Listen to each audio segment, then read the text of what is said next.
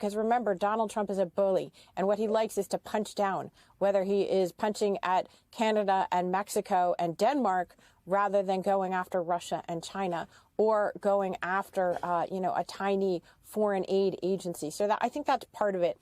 The other part that's really striking, though, is that it's not about policy, Michael. And I find it hard this week, right? Because everybody wants to say, like, oh, let's make the case for my favorite policy. It's not about policy. Let's be honest about that, at least. If you want to have a disagreement with Republicans on Capitol Hill and Democrats about what they're funding, then do that. We know how to do that as a country. We have a system that works for that. Congress appropriated this money. There were negotiations and complicated deals that resulted in what we have right now.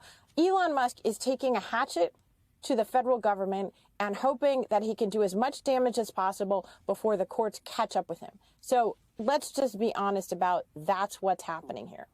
So in talking about being honest, April, there was this recent letter from the acting U.S. Attorney for the District of Columbia, Ed Martin, who, quite honestly, may not actually be authorized to practice law in the District of Columbia, but, it's the Trump era.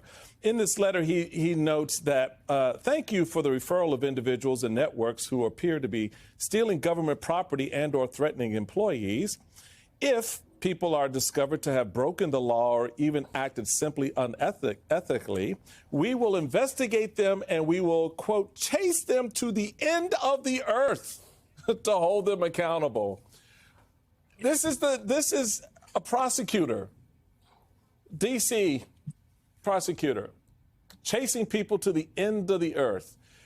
What are you finding out there as you sit in those briefings at the White House, as you talk to members on the Hill? How is this going down?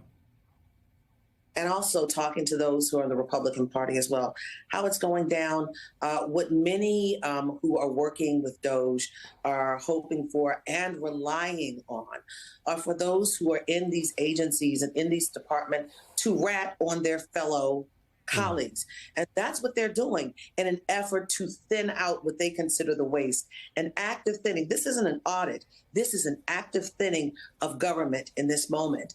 And what we're understanding is everybody will be impacted, but they are definitely relying on those who are having whisper campaigns and tattling on their fellow colleagues.